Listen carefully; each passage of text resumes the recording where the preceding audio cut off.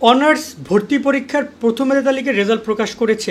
এখন দ্বিতীয় মেধা তালিকার রেজাল্ট কবে প্রকাশ করবে? অনেক শিক্ষার্থী দ্বিতীয় মেধা তালিকার জন্য অপেক্ষা করছো, কারণ প্রথম মেধা তালিকায় তোমরা অনেকে ভর্তির সুযোগ পেয়েছো কিন্তু সাবজেক্ট পছন্দ হয় নাই, অথবা অনেকে ভর্তির সুযোগ পাওই নাই, তাদের সম্ভাবনা রয়েছে দ্বিতীয় মেধা তালিকায় চান্স পাওয়া। দ্বিতীয় মেধা তালিকাটা কি আমি একটু ক্লিয়ার করি। একটা কলেজে আসন আছে 1000, সেখান থেকে প্রথম মেধা তালিকায় তারা 600 জনকে নিয়েছে।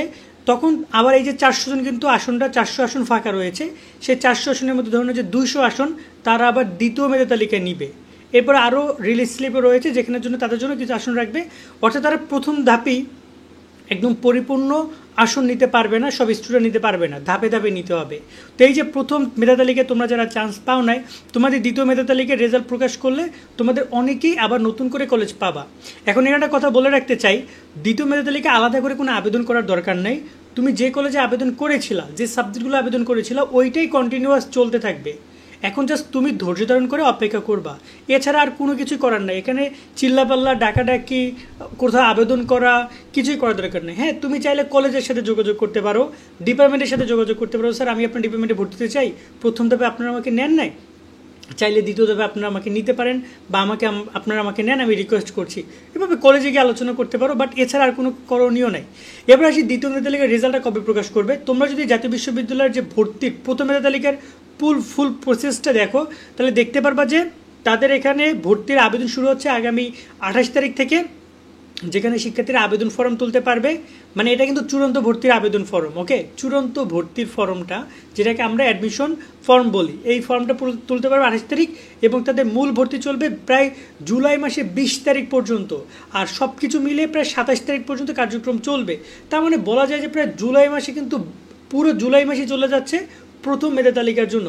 আমি এই ব্যাপারে অনেক কনফিউশন, কেন আমি তোমাদেরকে বলি, প্রথম মেধা তালিকায় যদি তারা এতদিন লাগায়, প্রায় 20-25 দিন লাগায়, তারপর তো আবার দ্বিতীয় মেধা তালিকা রয়েছে, তারপর আবার রিলিজ স্লিপ রয়েছে, প্রথম দ্বিতীয়, এর মধ্যে আবার কোটা রয়েছে, এখনও প্রায় 4টা ধাপ বাকি, তাহলে তো প্রায় আরও 2 মাস লেগে যাবে।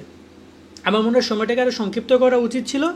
যাই হোক না কেন, 20 তারিখ পর্যন্ত এই প্রথম মেধা তালিকায় ভর্তি হবে।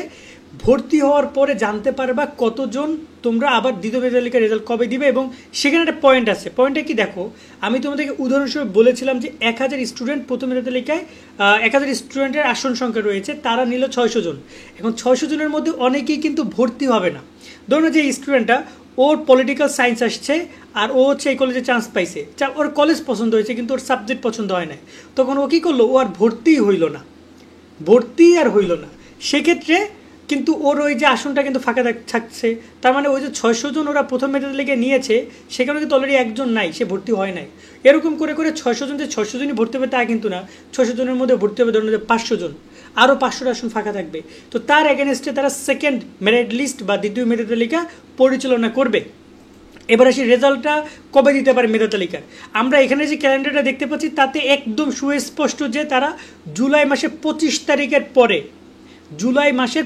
তারিখের পরে তারা দ্বিতীয় মেধা তালিকার রেজাল্ট প্রকাশ করবে, এর আগে প্রকাশ করবে না। সেই রেজাল্টটা কীভাবে দেখতে পারবা সেটা আমরা তোমাদেরকে তখন জানিয়ে দিব, বাট নর্মালি এইভাবেই দেখার সম্ভাবনা রয়েছে যে তুমি কলেজ পেয়েছো কিনা, এবং এখানে কোনো আবেদন গ্রহণ করা হবে না, ডিরেক্ট তুমি কলেজ পাবা, কলেজ সাবজেক্ট পাবা। যদি তুমি দ্বিতীয় মেধা তালিকার সাবজেক্ট না পাও, তাহলে তোমার তো অপশন হবে রিলিজ স্লিপ নিয়ে আমরা আলোচনা করব পরবর্তী একটা ভিডিওতে। বাট আশা করি দ্বিতীয় মেধা তালিকার পুরো ব্যাপারটা ক্লিয়ার। এখন আরেকটা ব্যাপার অনেকেই বলতে চাও যে ভাই আমি যদি এখন প্রথম মেধা তালিকায় ভর্তি হই, সেক্ষেত্রে আমি দ্বিতীয় মেধা তালিকা আমার কলেজ পরিবর্তন হবে? অ্যান্সার হচ্ছে না।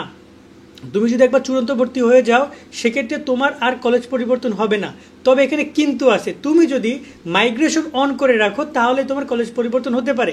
এই যে দেখতে পাচ্ছ লেখা আছে, উল্লেখ্য প্রথম মেধা তালিকায় স্থানপ্রাপ্ত কোনো শিক্ষার্থী তার বিষয় পরিবর্তন করতে ইচ্ছুক হলে তাকে চূড়ান্ত ভর্তির ফর্মে ভর্তির বিষয় পরিবর্তনে নির্দিষ্ট করে ইয়েস অপশনে সিলেক্ট করতে হবে।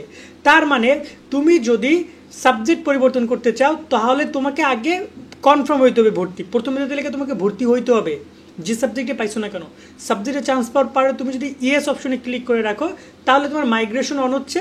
দেন তুমি চাইলে তোমার গ্রুপ পরিবর্তন হইতে পারে, মানে সাবজেক্ট পরিবর্তন হইতে পারে, যদি টিচাররা অ্যালাউ করে। এখানে কোনো সম্ভাবনা রয়েছে, এখানে প্রবাবিলিটি আছে যে মানে তোমার চেঞ্জ হইতে পারে, কিন্তু সেটা কিন্তু কোনো শিওরিটি না।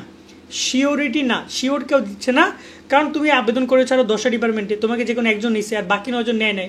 এখন তুমি যদি ইয়েস অপশনে দিয়ে রাখো তাহলে তুমি ওই 9জনকে অ্যাক্সেস দিচ্ছ, ক্ষমতা দিচ্ছ তোমাকে নেওয়ার। তারা চাইলে তোমাকে নিতে পারে, কিন্তু এক্ষেত্রে তারা নিবে কিনা সেটা কিন্তু বলা যাচ্ছে না, কারণ অলরেডি কিন্তু তোমাকে কিন্তু সে প্রথম ধাপে একবার নেয় নাই, সে দ্বিতীয় ধাপে নিবে কিনা সেই গ্যারান্টিও তোমাকে আমি দিতে পারছি না বা কেউ দিতে পারবে না। সেই হচ্ছে পুরো বিষয়টা, আশা করি এক্সপ্লেন করতে পেরেছি। প্রশ্ন থাকলে কমেন্ট করো, চেষ্টা করবো সে বিষয় নিয়েও তোমাদের সাথে আলোচনা করার। সকলে অনেক ভালো থাকবে, আল্লাহ হাফেজ।